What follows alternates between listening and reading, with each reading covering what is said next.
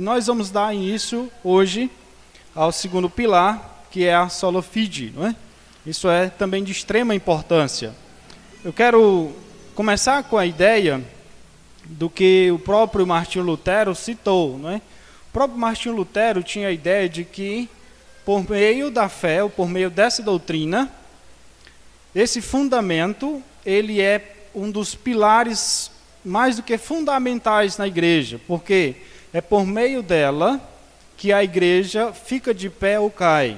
Como diz ele diz que a doutrina do sola fide é que determina se uma igreja estava de pé ou caía. Por que ele diz isso? Por que ele faz essa citação? Ele entende que a justificação pela fé, ela traz em si um argumento muito forte, exatamente para que a igreja ela se fundamente no real propósito pelo qual ela está aqui presente. Se nós não tivermos uma fé sólida, se a igreja não tiver uma boa base sobre o significado da justificação pela fé, nada mais na igreja vai fazer sentido. Se a igreja não tiver um bom entendimento sobre o significado da fé em si, do que representa de fato a fé, as outras doutrinas e tudo mais que está composto sobre ela não vai fazer sentido. John MacArthur também ele faz uma citação dentro desse contexto. Ele diz assim: as igrejas e denominações que se firmam em sola fide permanecem evangélicas. Claramente continuam vivendo o verdadeiro evangelho. Aquelas dispostas a ceder nesse ponto, inevitavelmente se rendem ao liberalismo, revertem ao sacerdotalismo ou adotam até formas piores de apostasia. Então, tanto John MacArthur como o próprio Lutero, ele tinha esse entendimento de que a fé somente, a salvação pela fé somente, né? Entendendo isso vai fazer um grande sentido, porque se a nossa base da salvação for errada, a salvação obviamente que é pela fé, pela graça de Deus, somos salvos, né?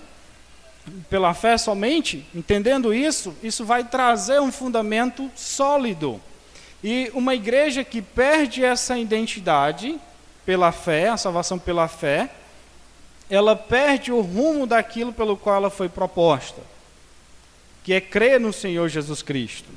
Então, entendendo um pouco sobre Martinho Lutero, né, antes mesmo dele chegar à justificação pela fé, ele entendia a justificação, no caso, quando ele olhava para a justiça de Deus, ele entendia como uma ação punitiva. Deus, ele punia os seus por meio da sua justiça. Sempre que ele ouvia falar sobre a justiça e ele havia sido ensinado ou crescido nesse pensamento de que a justiça de Deus, quando se falava de justiça de Deus, ele entendia que era a ação punitiva de Deus, era Deus que punia o pecador por seus pecados. É tanto que você vai ver, ao ler sobre a história de Lutero, várias vezes ele procurando meios de como ser justificado.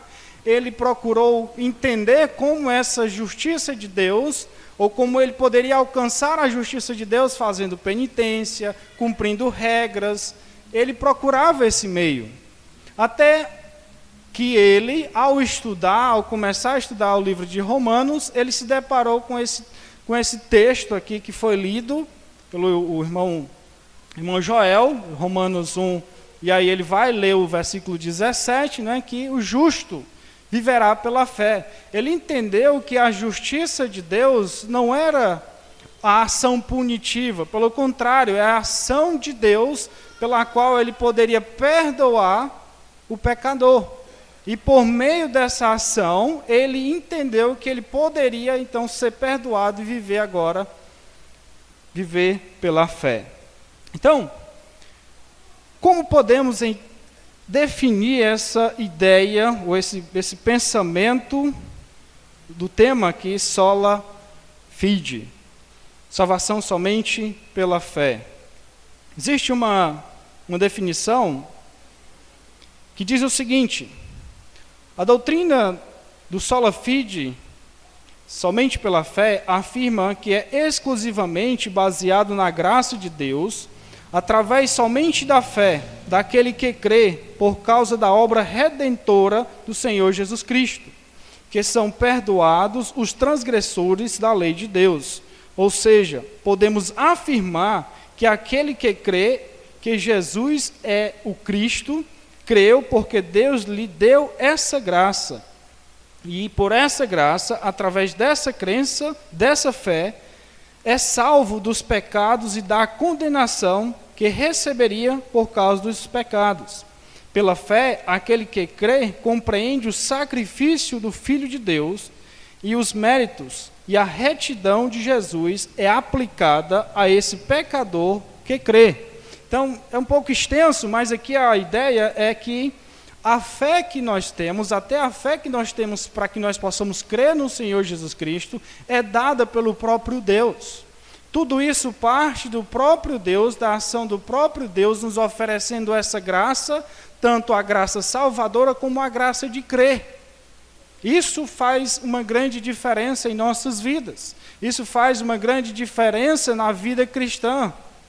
Quando nós compreendemos o fato de sermos salvos pela fé, isso nos ajuda, isso traz uma clareza para a nossa vida como um todo, para a maneira como nós vamos viver, para a maneira como nós vamos nos relacionar com os irmãos, para a maneira como nós vamos nos relacionar com Deus.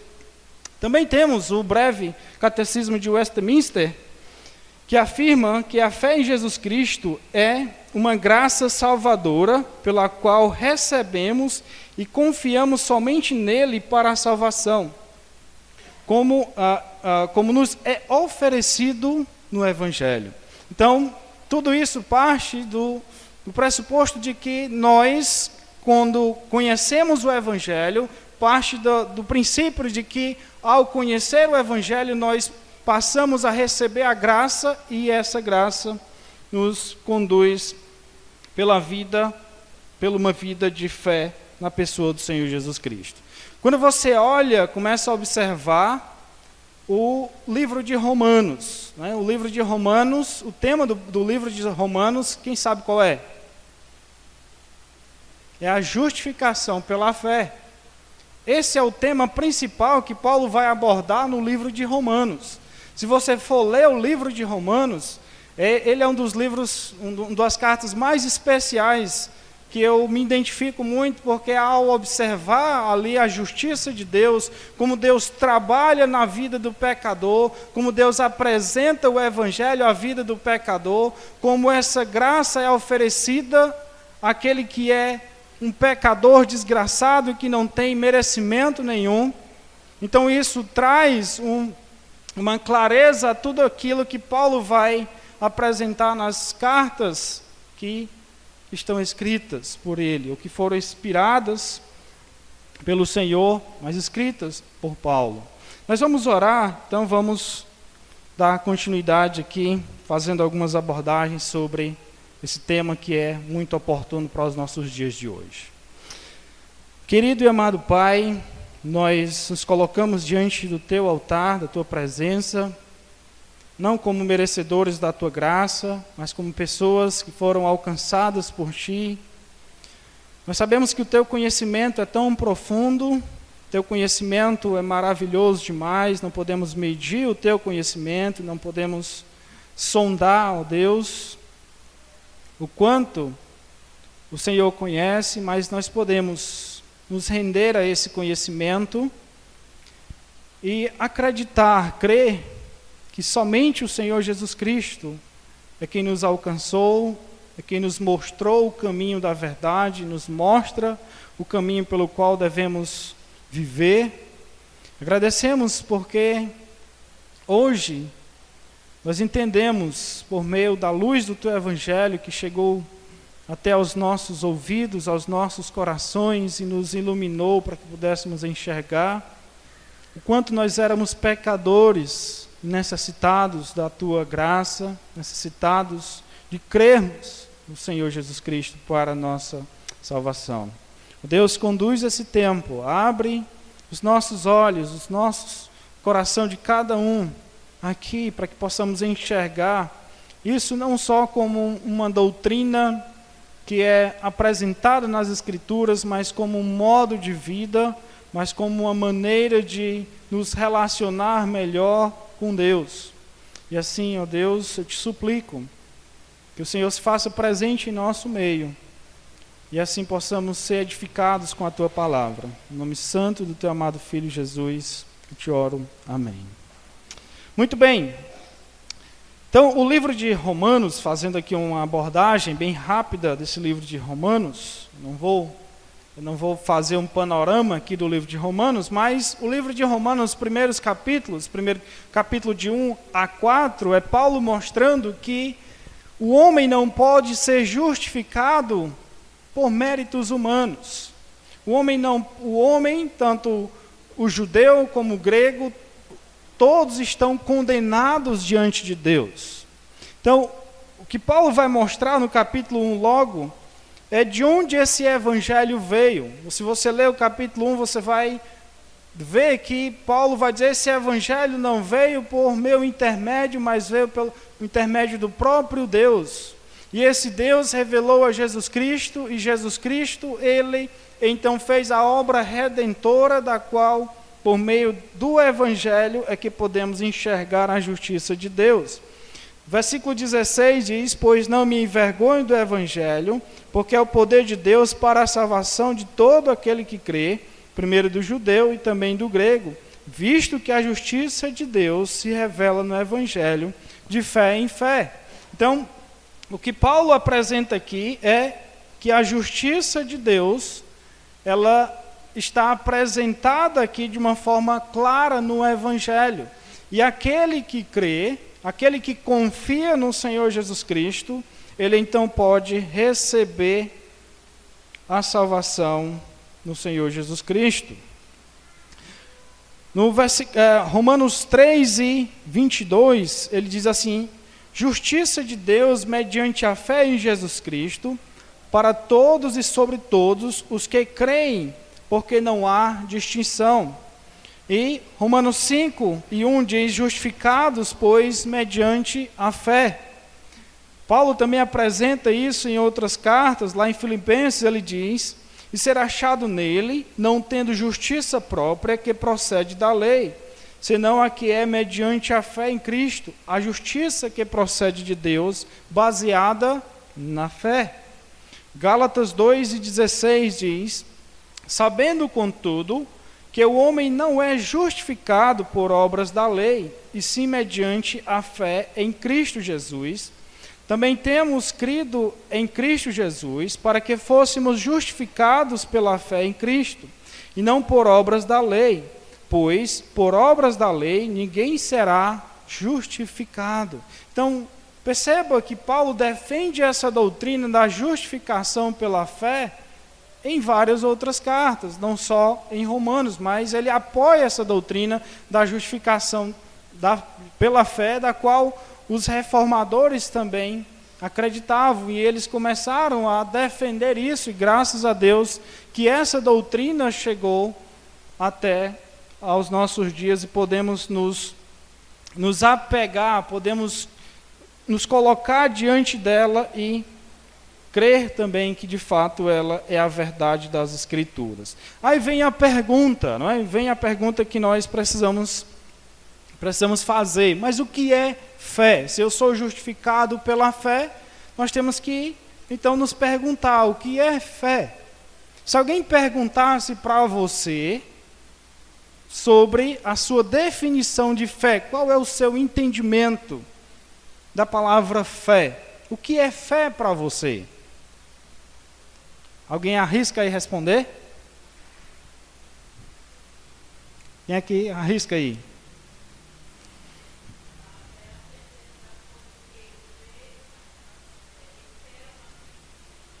Muito bem, a citação lá de Hebreus 11. Isso aí é a base da nossa fé, é exatamente isso, é entender isso.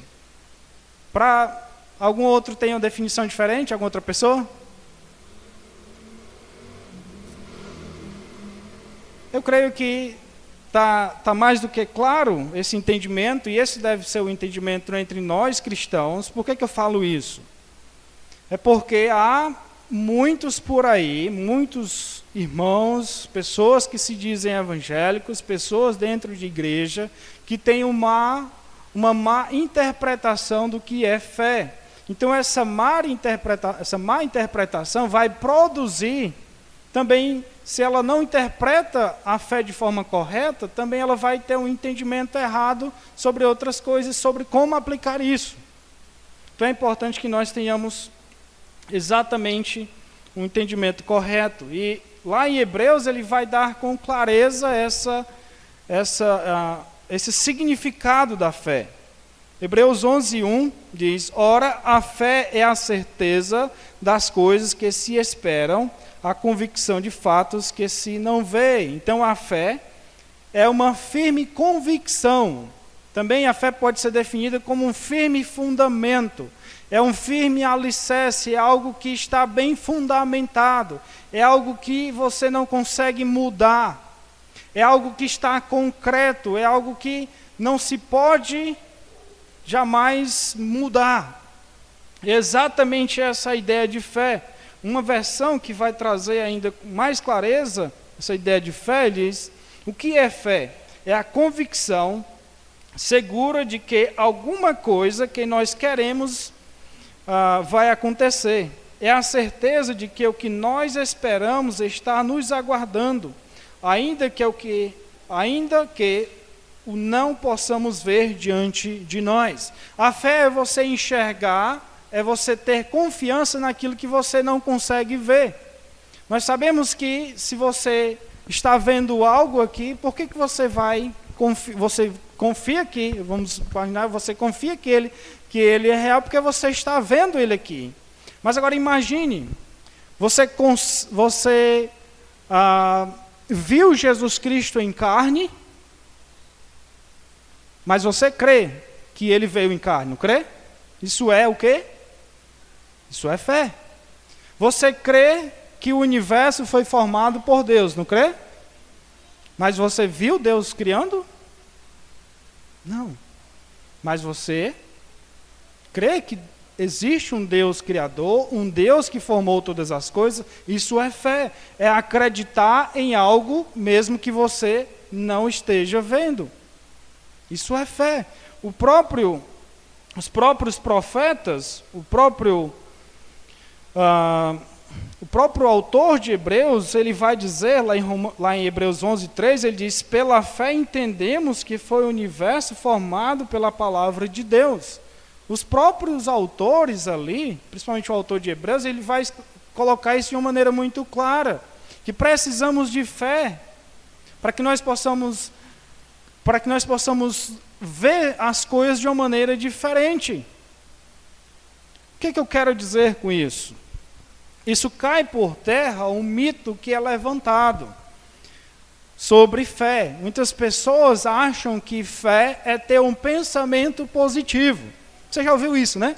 Fé é ter um pensamento positivo. Olha, você tem que ter um pensamento positivo, vai dar certo. Você tem que colocar na sua mente que isso vai dar certo. Será que isso é fé? Irmãos, isso não é fé. Por que isso não é fé? Porque imagine se você diz: olha, isso vai dar certo, isso não der certo. Aí alguém diz: isso não deu certo porque você não teve fé. A fé, ela não se apoia em coisas vazias, em coisas vãs. Ela se apoia em promessas reais e concretas. Por exemplo, você crê que um dia Jesus Cristo vai voltar, não crê? Isso é uma promessa concreta nas Escrituras. Isso é uma promessa real.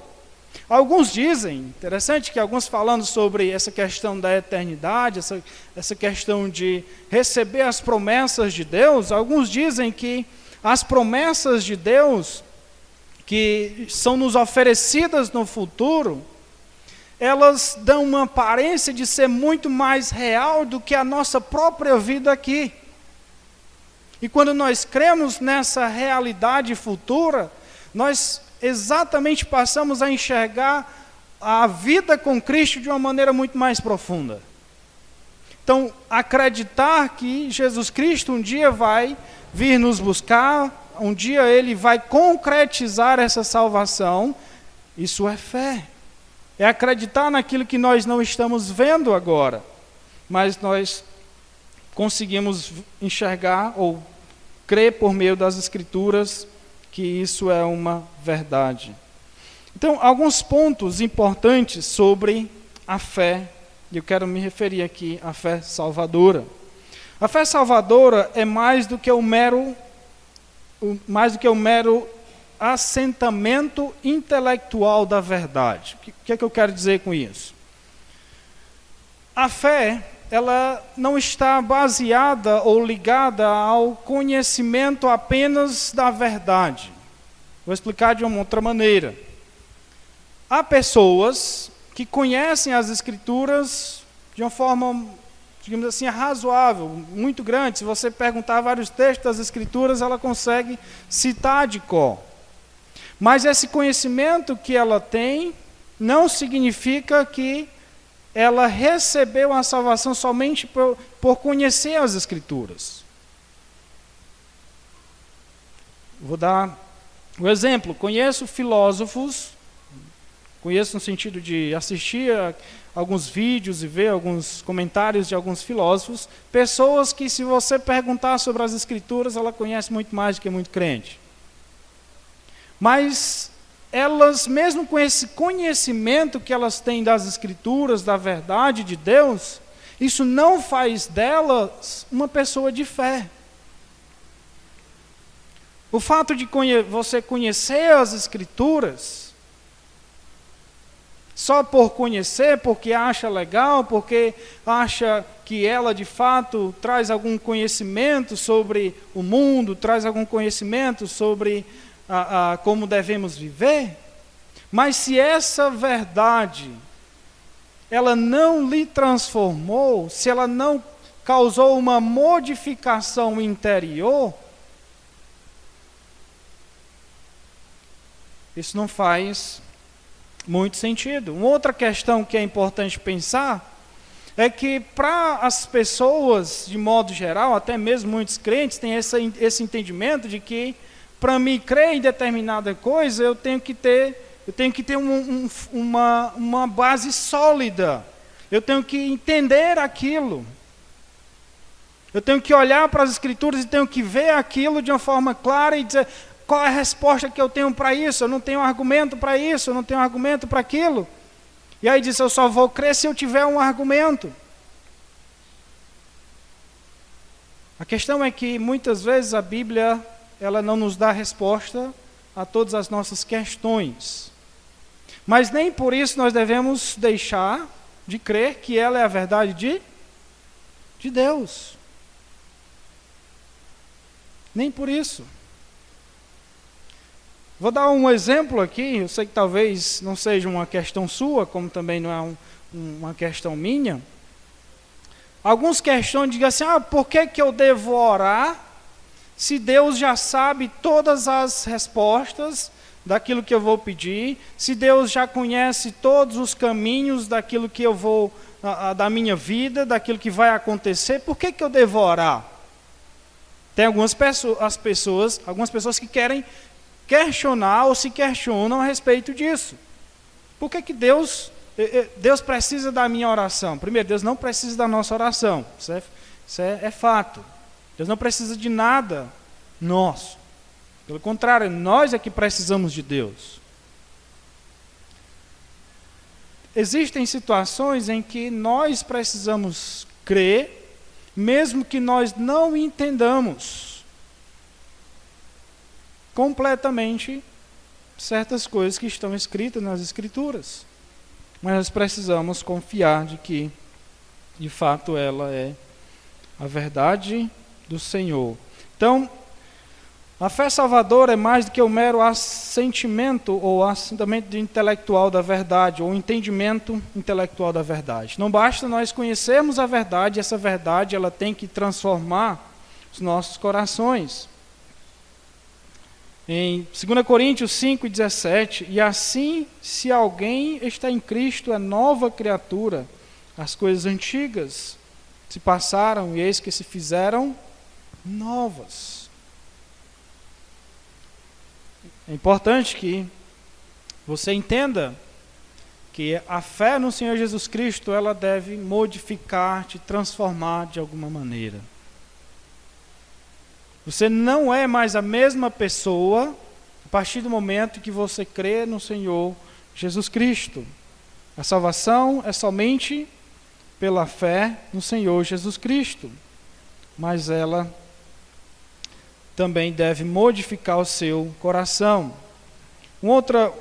Pensando nesse argumento ainda de que a fé ela não está ligada simplesmente a um conhecimento da verdade. Os próprios demônios, eles creem e conhecem. Olha só, Tiago 2,19 diz: crê tu que Deus é um só, fazes bem, até os demônios creem e tremem.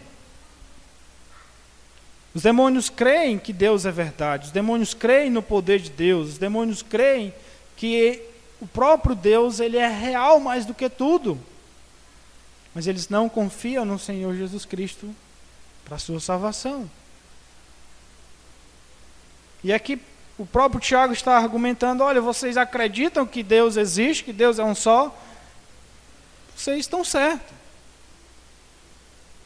Mas será que vocês se renderam a esse Deus? Será que vocês confiam plenamente nesse Deus para transformar a vida de vocês, para que vocês sejam pessoas diferentes? A fé salvadora não depende de boas obras para sermos justificados diante de Deus. Algumas pessoas usam o argumento chamado o sinergismo. O que é o sinergismo? É que o homem, ele tem participação na salvação. Você faz alguma coisa e nesse fazer alguma coisa, nas obras que você está fazendo, então Deus olha para as suas obras, e aí no futuro Ele vai ver as suas obras, vai pesar essas obras e vai dizer: rapaz, essas obras aqui são dignas de alguém que merece a salvação. Essa pessoa merece a salvação por essas coisas que ela está fazendo. Algumas pessoas dizem que isso é verdade, mas não é isso que as Escrituras nos ensinam. Não é isso que a verdade de Deus apresenta. Lá em Efésios 2:8 e 9, diz: porque pela graça sois salvos mediante a fé, e isto não vem de vós, é dom de Deus, não de obras, para que ninguém se glorie. Então nós sabemos que a salvação é por meio da fé, e ela não depende daquilo que nós fazemos. Não depende das nossas obras, dos nossos esforços, do nosso poder de talvez realizar algo para o Senhor. Não depende disso. Porém, as nossas obras, porém a nossa fé, ela não é uma fé vazia, sem frutos. O que eu quero dizer com isso? Vazia, sem frutos. É que a nossa fé, ela deve produzir frutos. A nossa fé, ela tem por identidade diante das pessoas, não diante de Deus, obras. É tanto que Paulo vai dizer: pois somos feitura dele, criados em Cristo Jesus para boas obras, as quais Deus de antemão preparou para que andássemos nela. A fé, nós não somos salvos por boas obras, mas a fé, ela deve produzir boas obras, não como merecimento para a salvação, mas como uma forma de gratidão e de reconhecimento para com a nossa fé. A fé que temos, ela deve ter um efeito de produzir algo que vai identificar que nós cremos no Senhor Jesus Cristo. É o que Tiago, ele vai apresentar. Abra para Tiago, capítulo 2. Nós vamos dar uma olhada nesse texto. Tiago, capítulo 2.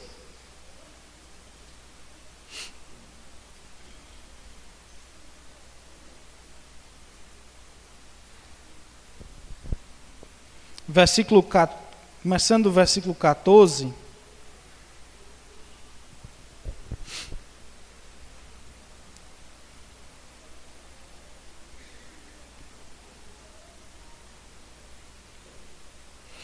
Versículo 14, Tiago 2,14. Meus irmãos, qual é o proveito se alguém disser que tem fé, mas não tiver obras? Pode acaso semelhante fé salvá-lo? Ele vai dar um exemplo, vai dar uma ilustração no versículo 15.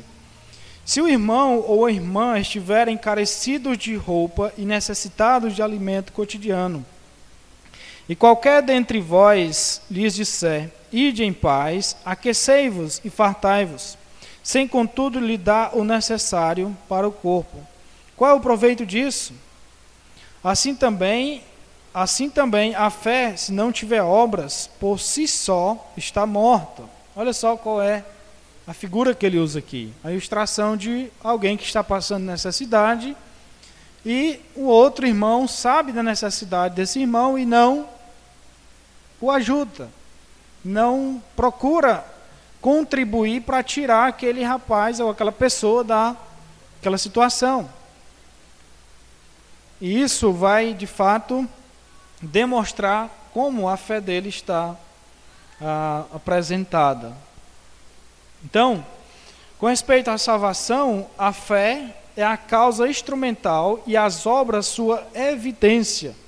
A fé é o meio e a condição da salvação, ao passo que as obras são o seu fruto e a sua evidência. Então, entenda, a fé, ela é o único meio para a salvação, mas o cristão, ele também tem que ser identificado por meio daquilo que ele crê. E o que é que identifica isso? As obras. Não estou dizendo que você é salvo por fazer boas obras. Terceiro, a fé salvadora é o instrumento mediante o qual recebemos a vida eterna.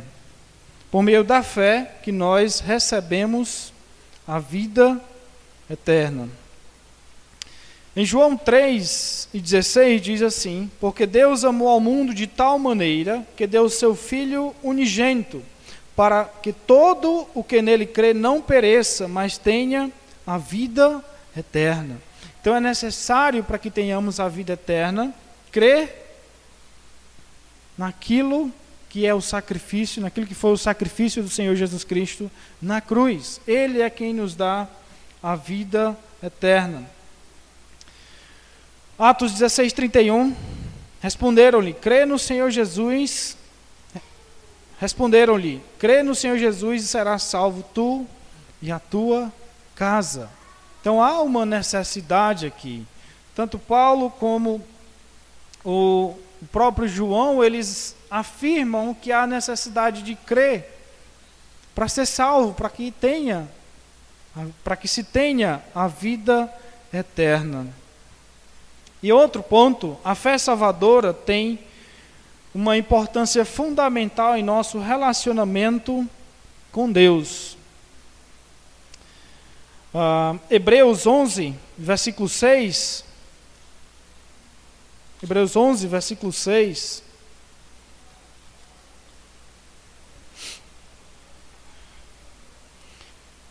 De fato, diz, versículo 6, de fato, sem fé é impossível agradar a Deus, porquanto é necessário que aquele que se aproxima de Deus creia que Ele existe e que se torna galardoador dos que o buscam. Então, a fé, ela é um instrumento muito importante para que nós possamos nos relacionar com Deus. Como é que você vai se relacionar com uma pessoa que você nem crê que existe? Nem entende que existe, ou não reconhece como uma pessoa existente? Essa é uma das grandes coisas importantes da fé, é que nos faz com que tenhamos um relacionamento sincero com Deus. Nós cremos que Ele existe. Como Ele diz aqui, é necessário que aquele que se aproxima de Deus creia que Ele existe. Você crê que Deus existe? Se você crê, amém.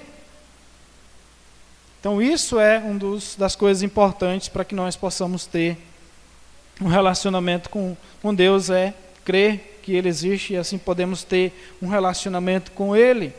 Em Romanos 5:1 ele diz, justificado, pois, mediante a fé temos paz com Deus. Nós somos justificados pela fé, e isso faz com que tenhamos o quê? Paz com Deus. Como era a vida de alguém, ou como é a vida de alguém que não tem Deus? A vida dela, sem Deus, é uma vida que está sobre a ira de Deus. O homem que não é justificado, que não tem fé, a pessoa do Senhor Jesus Cristo, ele está sobre a condenação do próprio Deus. Deus está irado, Deus não tem um relacionamento, ela não tem paz com Deus, Deus não quer um relacionamento com ela se ela não aceitá-lo como Senhor e Salvador. Qual a sua condição hoje? Você entende que Deus já o perdoou? Você já foi justificado? Você já creu no Senhor Jesus Cristo como seu único e suficiente Salvador? Se você não creu, Deus não te coloca, você não está numa situação de paz com Deus. Se você deseja ter paz com Deus, é necessário que você creia na pessoa do Senhor Jesus Cristo. Eu quero aqui, então, apresentar juntamente com os irmãos, olhar o que a fé deve produzir no cristão. Quero rapidamente observar 3 coisas. Primeiro, a fé deve produzir no cristão um novo estilo de vida. Aquele texto lá de Romanos 1:17, volte para lá.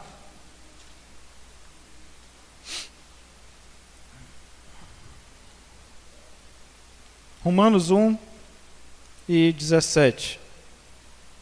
Eu vou pedir para um irmão ler.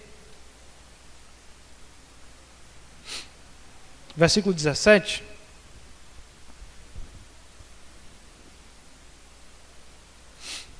Alguém lê?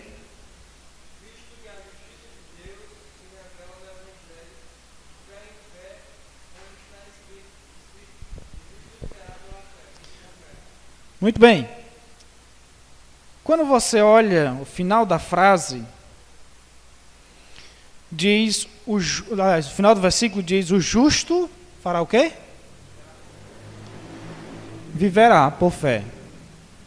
Aqui há uma situação pela qual nós não somente devemos crer, mas o próprio Paulo, Martinho Lutero, entendeu que a vida do cristão, ela não deve só ter uma ação de fé no momento em que eu creio, mas ela deve fazer o quê? Produzir uma vida de fé. A vida do cristão, a vida do crente, ela deve agora ser vivida a cada dia numa fé que se torna um estilo de vida. Em outras palavras, isso nos identifica como alguém que cremos no Senhor Jesus Cristo e agora vivemos de maneira que esse Jesus Cristo nos transformou e nos transforma a cada dia. Quando ele diz o justo viverá, ele está falando de algo constante. Viver aqui não é só ter uma fé naquele momento, ou demonstrar uma fé dizendo eu creio no Senhor Jesus Cristo, mas é fazer dessa fé um estilo de vida, um modo de viver diferente. Se você foi justificado, isso deve causar em você uma demonstração por meio da sua vida. Eu creio no Senhor Jesus Cristo.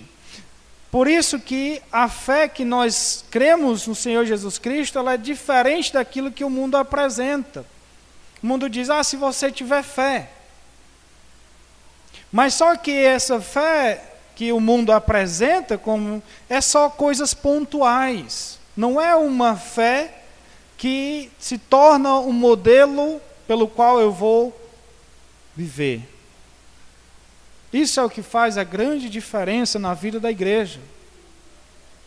É que a fé que você diz ter no Senhor Jesus Cristo, ela deve ser vivida a cada dia como se você tivesse e entendesse, olha, eu creio no Senhor Jesus Cristo e eu preciso viver essa vida constante todos os dias, na pessoa dele. Você tem feito isso?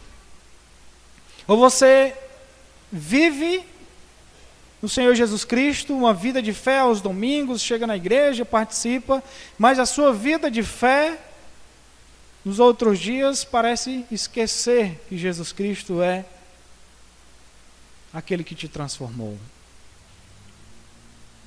É importante que nós entendamos que a fé ela produz um estilo de vida constante, um estilo de vida no qual podemos viver de modo abundante. Segundo, o que a fé deve produzir no cristão? Ela deve produzir obediência. Abra para Hebreus, vamos olhar em Hebreus 11. Hebreus 11.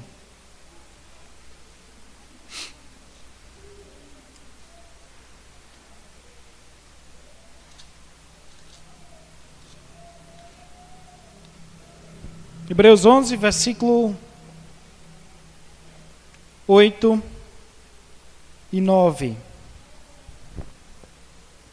Hebreus 11, 8 e 9. Vou pedir a outra pessoa para ler, versículo 8 e versículo 9 de Hebreus 11.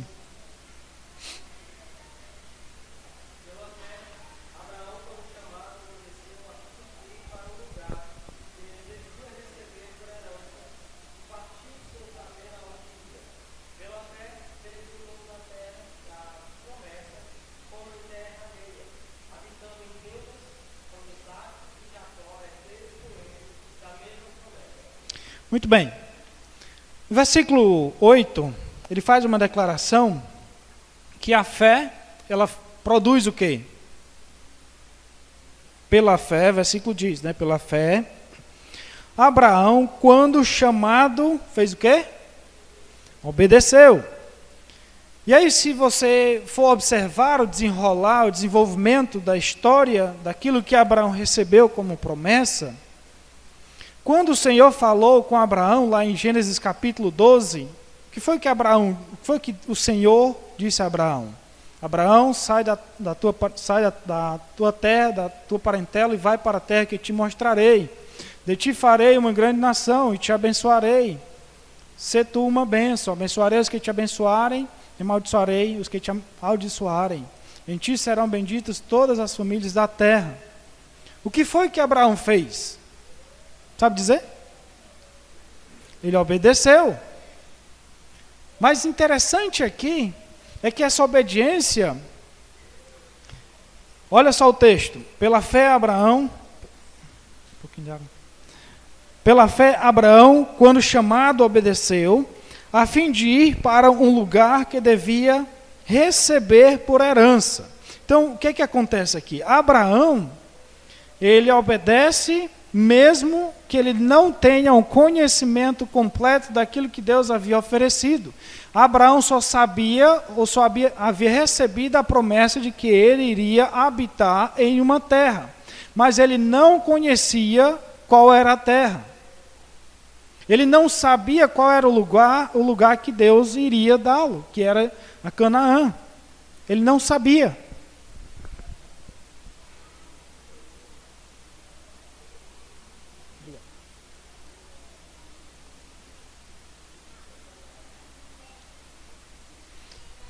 Então, ele obedeceu, mesmo não conhecendo tudo aquilo que Deus havia de dar para ele.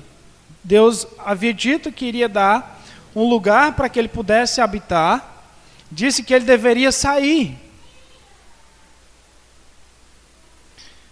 E o que foi que ele fez? Ele foi questionar: Senhor, eu estou aqui, eu tenho tanta coisa, Senhor, eu já estou estabilizado no meu lugar, já tenho aqui um lugarzinho aqui, você vai me tirar para ir para um lugar que eu nem conheço? Foi isso que ele fez? Não. Ele obedeceu. Então, quando nós lemos nas Escrituras sobre certas ordens, sobre responsabilidades, sobre algo que nós devemos fazer como cristão, nós não devemos ficar questionando: por que tem que fazer isso? Por que tem que fazer aquilo? Nós somos chamados a obedecer. Nós não somos chamados a questionar. Nós somos chamados a obedecer, mesmo que nós não entendamos as coisas de forma completa.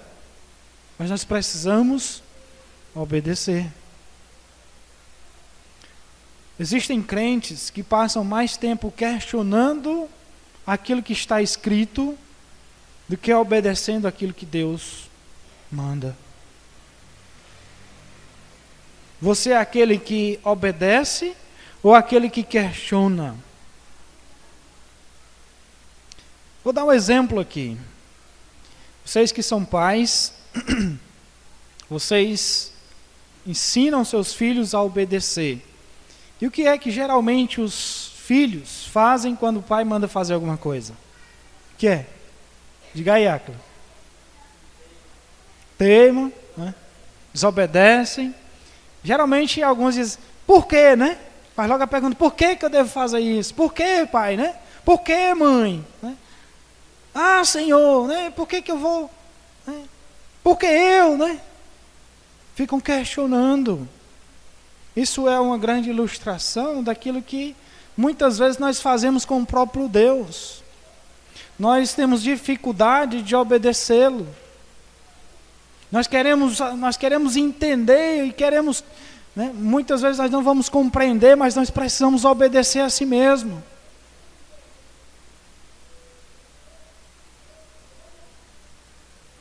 E é isso que nós, como cristãos, que vivemos pela fé, devemos fazer, devemos obedecer. A fé, ela deve produzir no cristão a obediência. Se você é uma pessoa que tem dificuldade de obedecer aquilo que Deus ama, mude. Mude e procure obedecer ao Senhor.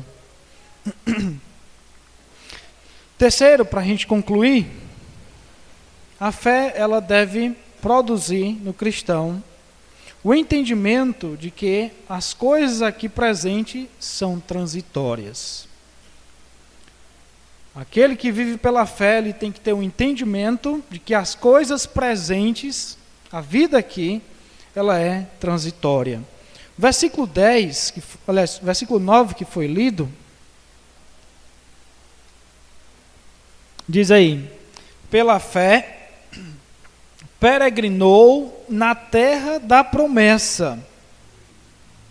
Pela fé peregrinou na terra da promessa, como em terra alheia, habitando em tendas com Isaque e Jacó, herdeiros com ele da mesma promessa.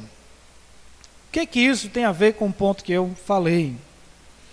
Abraão, ele passou, quando ele saiu ali de Ur, ele passou a habitar em tendas. E ele tinha a promessa, ele recebeu a promessa do Senhor de que um dia ele iria habitar numa terra que tem um fundamento sólido, que tem um fundamento fixo. Então ele passou a viver, a modificar, o pensamento dele agora foi: eu não tenho uma casa própria aqui. Eu não tenho uma herança que é uma herança de uma casa, ou de bichos, ou de pessoas. Eu não tenho isso como uma segurança para mim, mas eu tenho a segurança de que um dia eu vou receber uma herança do próprio Deus. E aí vou ler uma referência lá em Atos, que Abraão tinha exatamente esse entendimento. Aqui Estevão fala, a partir do versículo 3 diz, vou ler o versículo 2, diz: Estevão respondendo: varões, irmãos e pais, ouvi, o Deus da glória apareceu a Abraão, nosso pai, quando estava na Mesopotâmia, antes de habitar em Harã, e lhe disse: sai da tua terra e da tua parentela e vem para a terra que eu te mostrarei. Então saiu da terra dos caldeus e foi habitar em Harã, e dali, com a morte de seu pai, Deus o trouxe para esta terra que vós agora habitais. Nela não lhes deu herança, nem sequer um espaço de um pé, mas prometeu-lhe dar-lhe a posse dela, e depois dele a sua descendência, não tendo ele filho. Então, o que é que nós podemos enxergar aqui?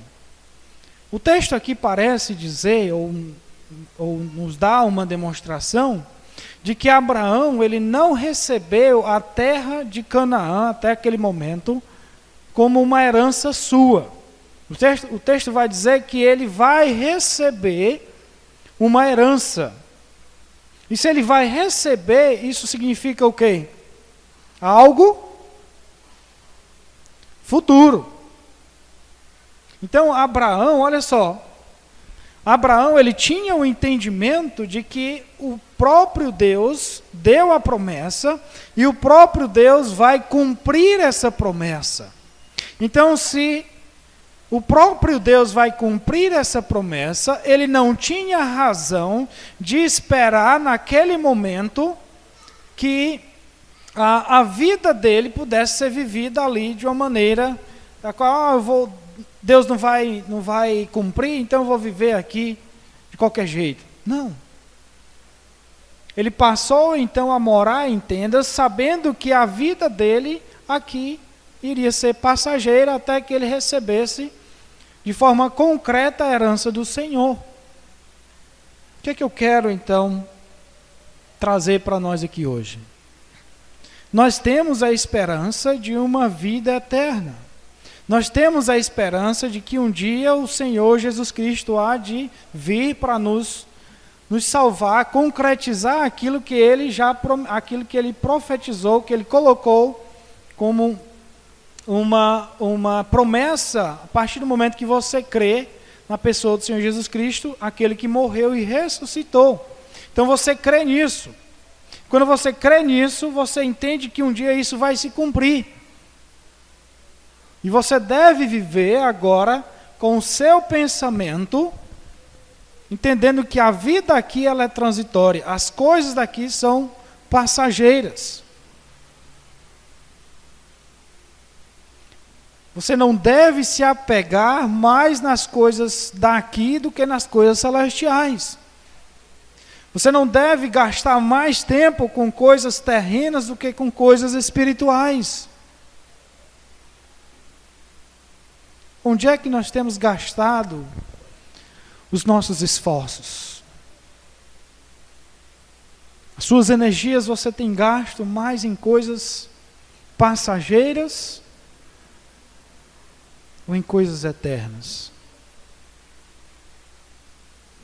Você tem gasto o seu tempo, o seu dinheiro, mais em coisas que vão perecer ou em algo que vai produzir